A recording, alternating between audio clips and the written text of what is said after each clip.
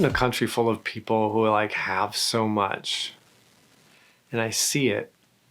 Most of us have so much, and yet so many of us are so unhappy. Why? Because it's like we've become the spoiled, rotten babies of the world or something. I've traveled to a lot of countries in my life, and some of them have been really poor, and some of them have been really rich.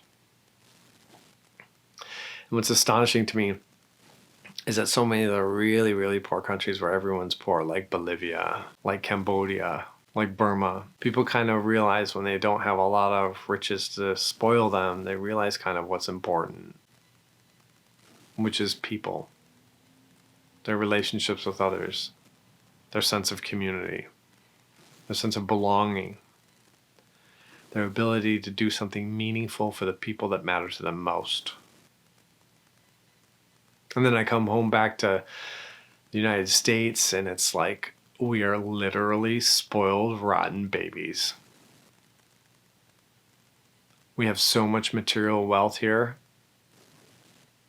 and yet we have so much isolation and loneliness, and we're unhappy for those reasons. But we think it's because we're not like rich enough or have enough materials. And the problem is that we're being told a complete fucking lie. And the lie is achieve more, buy more, consume more, and that will make you happy. And it does give you momentary glimpses of happiness because it's just like drugs. Drugs give you a momentary glimpse of happiness. They give you an immediate injection of dopamine. And material consumption does the same fucking thing. And so people believe that that's what gives them happiness because it does give them a short dose of happiness. But that happiness isn't real. It fades. And then they think, just hurry up and do some more, get some more of that. So they go for more and more, like a drug addict goes for more and more of that appeasement. But the problem is in the root of it all, which is that isolation, a loneliness. Those things don't bring you lasting happiness. They give you temporary illusions of happiness. And we're all sold this lie because it keeps us on the hamster wheel of keeping running and churning and keeping the wheels of the capitalist system going that benefits the rich on the top. And some of us in the middle who've like wisened up to this approach.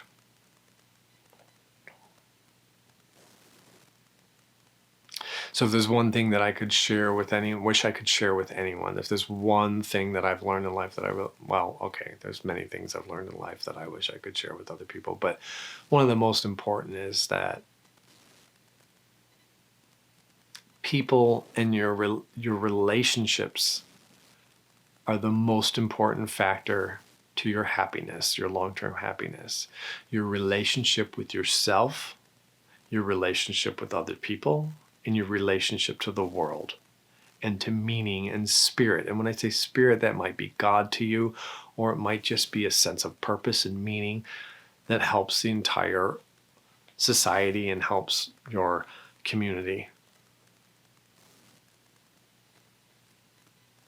And I see so many people in my society who have really taken the bullshit pill that happiness is bought by materials and capitalism, success, and accomplishment.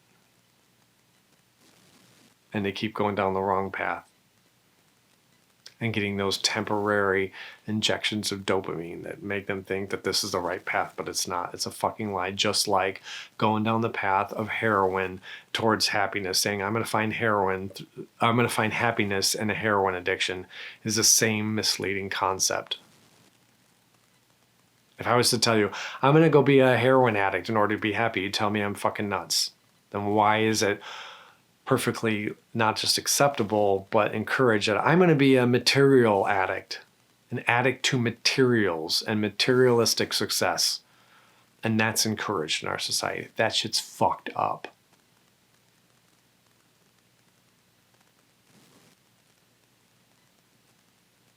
What's really important are your relationships with yourselves, other people and the world and your sense to spirit in terms of a sense of purpose.